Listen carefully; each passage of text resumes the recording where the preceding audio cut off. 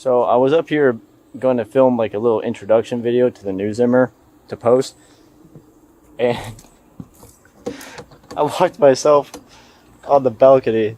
I know a lot of people already think I'm like kind of stupid. I mean, look at the drop. I could maybe make that work. Dude, I think I'm gonna go Instagram live and see if people have suggestions on if like we throw you a rope and we want you to go down a rope, or what we do to get you off that balcony. Right. Those people are probably just like, what the hell? I love your TikTok. Thank you. Hey, you guys got a ladder? Right here. Thank you, I appreciate that.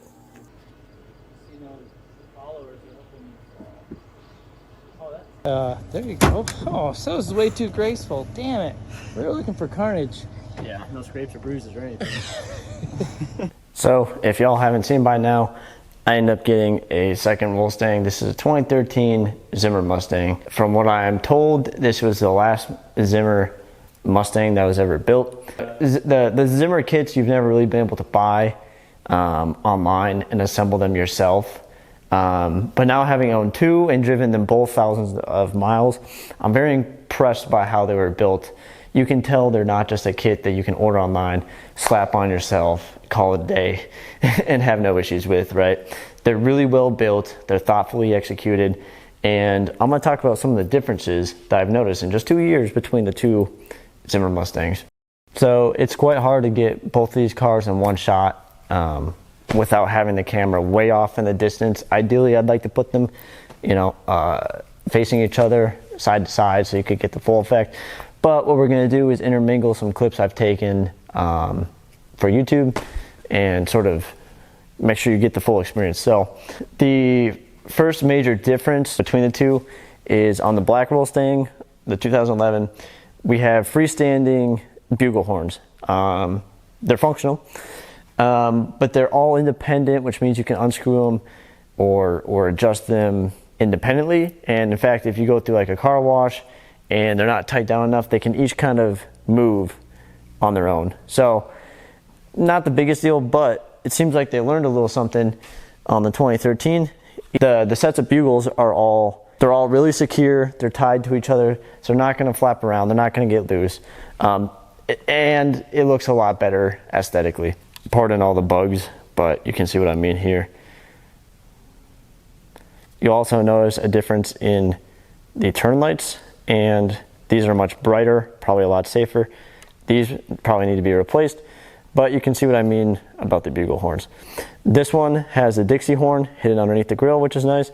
This one does not, but doesn't mean I can't add it. So another big difference that I noticed between the two is the black Rollsstang feels and drives a lot better. It drives like a muscle car, like an agile muscle car. I can put it down, I can make it stop on a dime, handles really well, turns really smoothly. It just feels light, it feels good. This feels like a boat. There's a distinct difference between the two. And I have two theories, okay?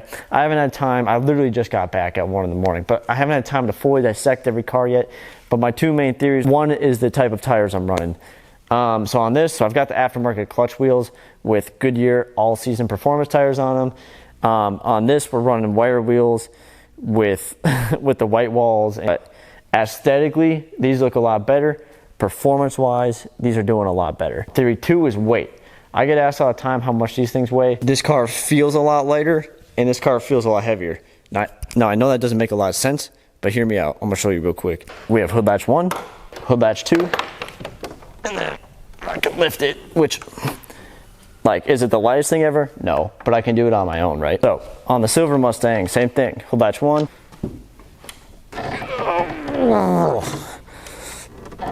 I quite literally cannot get this one up on my own. Every time I've had to open this, I've required 2 people to do it. So we got a huge difference in weight up here. And yeah, if you haven't seen my shorts yet, I went on a cross-country road trip with both these cars, actually. And I had a ton of fun, and I learned a lot. And I could insert into this exact video a ton of clips of me interacting with people, but I think there's going to be a time and place to do that. Obviously, another big difference is convertible versus hardtop. Everything else is pretty much the exact same car. I did notice that there's a slight difference in the 2013, just a difference of 2 years on the dash. When you get into the silver one, there's like a nice Mustang light up screen. It just, everything feels newer and less used than the black one. But I still really dig them both. I still really enjoy driving both of them. So thank you very much for watching. I appreciate y'all. There's a lot of cool things we can do with these cars, so stay tuned, and I'll see you next time. Peace.